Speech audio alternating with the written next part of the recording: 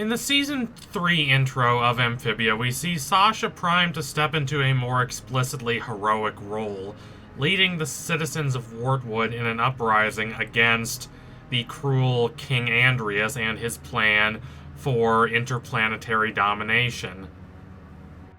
This shocked and surprised some people, but it is quite consistent with how her character has grown and evolved since we've seen her in Amphibia. All three young women, Anne, Sasha, and Marcy, are very flawed, but Sasha has consistently proven that she has been working to get better. She recognizes her faults and has been doing a lot of work to move past them. Let me say something that will probably be quite controversial. Sasha in Season 2 of Amphibia does very little wrong. That is not to say she is absolutely perfect in every little regard, but she carries herself as befits one who is trying to help others and discover themselves. She becomes more considerate, contemplative, and thoughtful. After the showdown with Anne at the top of Toad Tower at the end of Season 1, her conception of herself is shaken.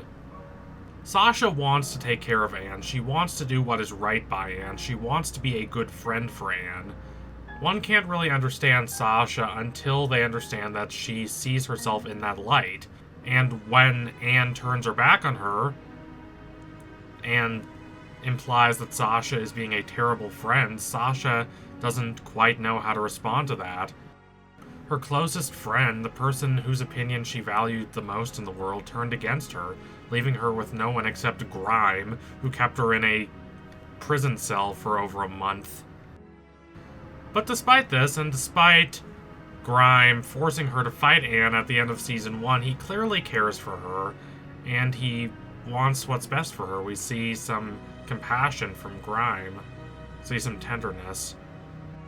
This is more than Sasha can say for anyone else at this juncture in her life. That's why she sticks with Grime, even though he has been horrible to her. We view the ending of Season 1 and Anne finally confronting Sasha as a triumphant moment because we've been with Anne for the entire season, more or less. For her, this is a moment of triumph. She is finally standing up to her aggressive friend. She's finally proving that she can exert her own opinion. But for Sasha, this is a complete disaster, and not because she's some cruel, heartless person who's trying to control her friend. It's because a person she really cares about, a person whose friendship she highly values, decided that she was a bad person. Even if it's justified, as I think we'd all say it is to some extent, it's still a crushing blow. Sasha does do some unfortunate things in the latter half of Season 1, but she does it in the service of getting Anne home. As we see later in True Colors, Sasha doesn't really have any desires of her own, at least none that have completely solidified into fully formed conceptions of what she wants for herself. What she wants is what she believes is best for Anne and Marcy. And she believed that was getting all of them home, even if that meant doing some bad things. So she makes these sacrifices, and she sticks with the toads. And yeah, part of her likes it. I mean, having all the food you want to eat is much better than scrounging around for insects. But Sasha doesn't want to hurt Anne. She doesn't want to do anything except that what she believes would make Anne's life better. But Anne doesn't agree with Sasha's conception of what is best for Anne. And instead, Anne chooses these random frogs she's known for only a couple months over her best friend, or one of her best friends in the world, since she was a very small child.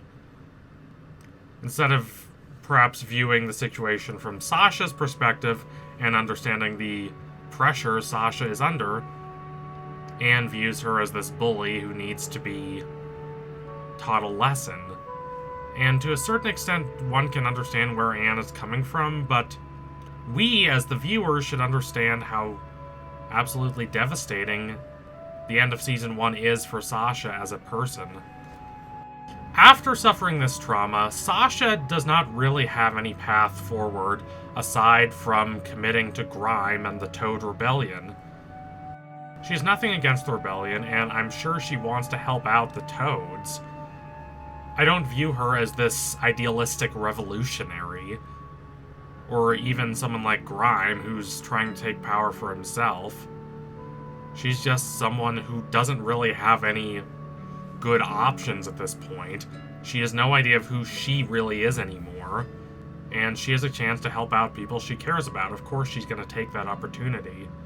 And I would argue the rebellion, from our detached perspective as the audience, is not a bad idea.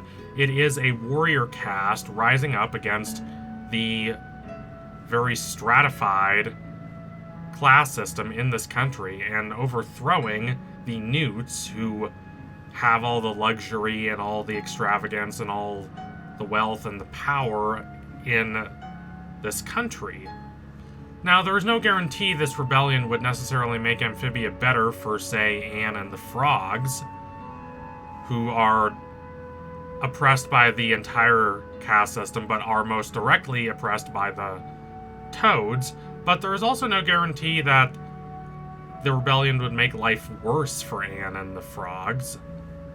At worst, it's a completely neutral transition. At best, it could make the Toads' lives better.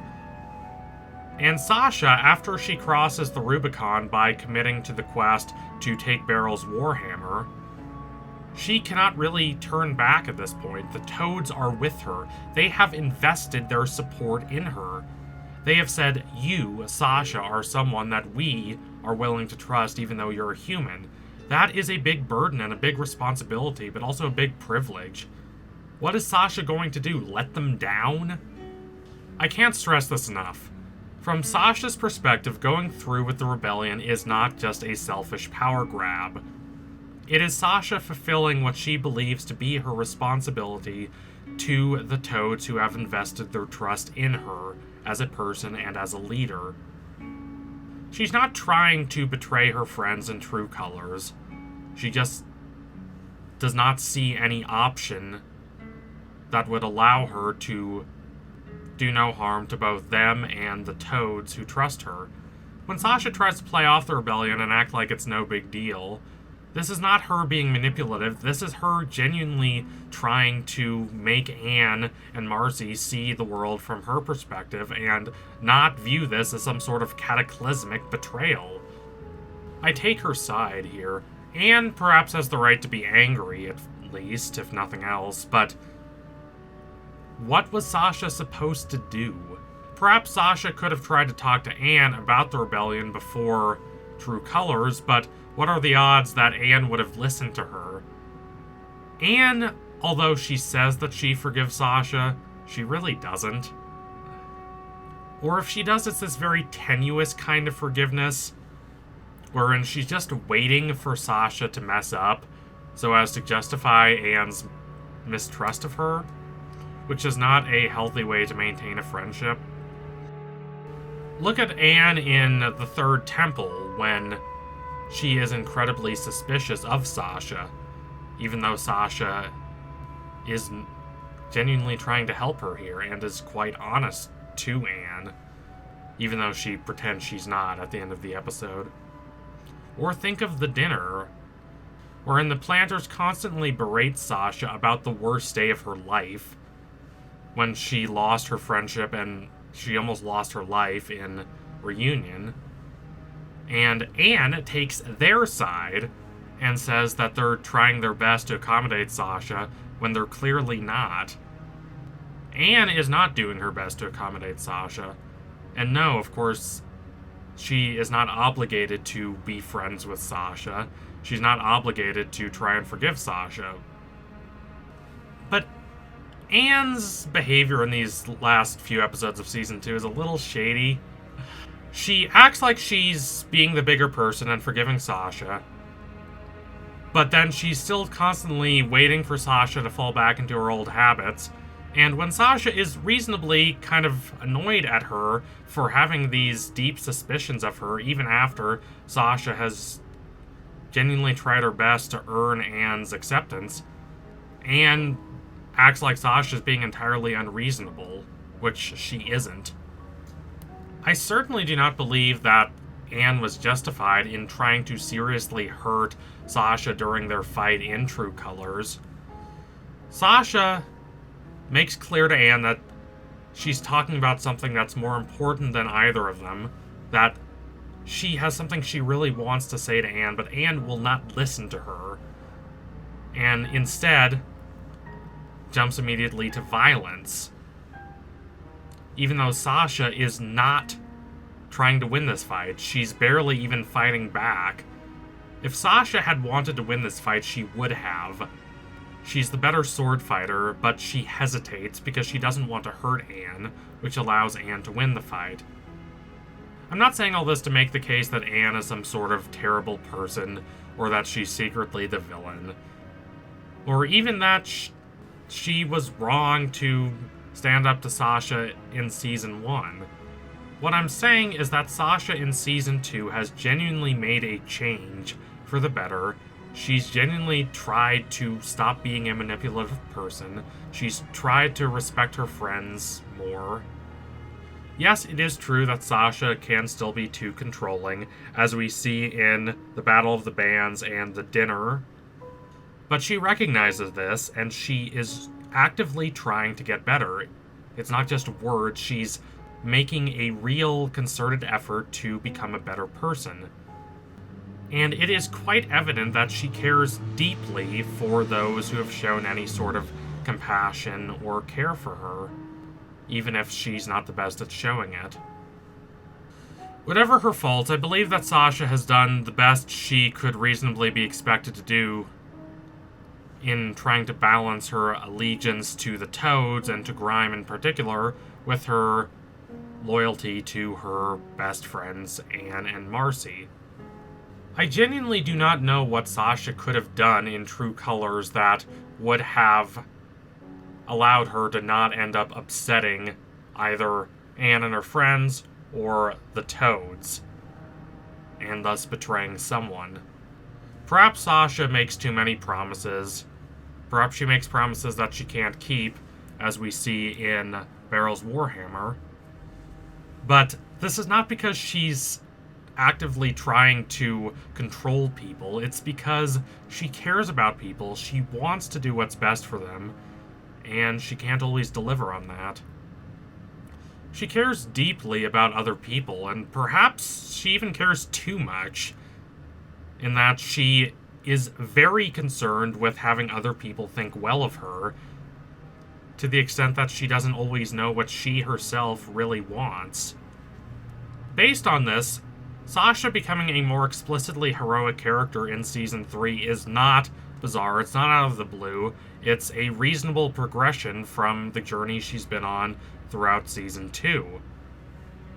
Hopefully, we will see some scenes in Season 3 of the Wardwoodians antagonizing her because of her past behavior to them, and Sasha having to try and convince them that she's on their side and she wants to help them in their fight against Andreas and the fight to save Marcy's life. Acting like Sasha's behavior toward the frogs near the end of Season 1 is just pure callous maliciousness and not an anxious teenager who doesn't have a clear path forward trying to make the best of a bad situation is being very reductionist, but it is nonetheless true that Sasha's actions are not excused because she was under intense pressure while she was taking those actions. Thankfully, the Wardwoodians already know Sasha from the Battle of the Bands, and they saw her with Anne and Marcy, two people they already trust, so they might be a little more willing to accept her, but considering Wardwood's motto is slow to accept, slower to respect, and considering how long they took to accept Anne and Marcy, I do not believe it will be a quick and easy process for them to accept Sasha. Perhaps Sasha will have to prove herself to the Wardwoodians.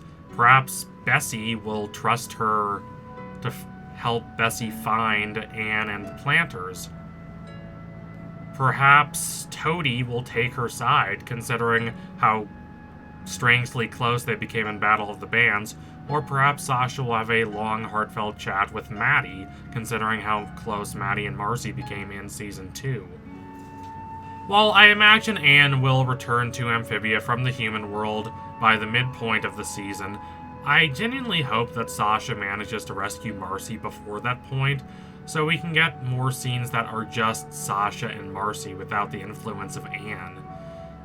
Anne is, of course, our main protagonist, but the show has done such a great job of communicating these three different valid perspectives, Anne's, Marcy's, and Sasha's, so it would be great to see Sasha and Marcy actually interact. Brawley, the show's creator, has said a bit about the Sasha and Marcy dynamic, but we have not actually seen that dynamic play out, so that would be nice to see. I must admit I'm a little uncertain about what will happen now that the show has split Anne off from Wardwood and her friends, but one of the absolute positives to that is how it allows the show to spend time in Wardwood, but not with Anne, so we can just see Sasha and Marcy. Not every scene in the show has to be transmitted through Anne's viewpoint. The show can now invite the perspectives of other characters more than it has hitherto done. Perhaps we will see a lot of interesting facets of Marcy and Sasha's relationship that Anne doesn't know about. From our perspective, it seems that Marcy and Sasha are not as close as Anne and Sasha or Anne and Marcy, but that could perhaps be because we're stuck with Anne. And perhaps there are things that Anne doesn't get about the relationship between her two close friends. Whatever happens, it will be exciting and exhilarating and very cathartic to see Sasha demonstrate the more heroic qualities to her character that she has been developing, especially in Season 2, as Sasha leads the fight against Andreas and his plans to conquer absolutely everything. So anyway, thank you all for watching. If you liked what you saw today, don't forget to like, comment, and subscribe. Donate to my Patreon if you can and you want to see more videos like this. Keep watching Amphibia. It really is a great show now. Season 2B was much better than I could have expected. I'm so glad I started making videos about the show along with Season 2B. There is so much beauty and drama to be drawn out of this show, even when you step aside from Anne's perspective. I hope we get more Sasha and Marcy stories, either individually or together.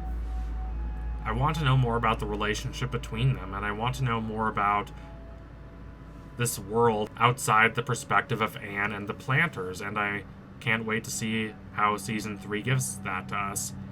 So anyway, tune in soon for my next analysis. It will be coming soon, I promise you that. Thank you all again. Adios, comrades.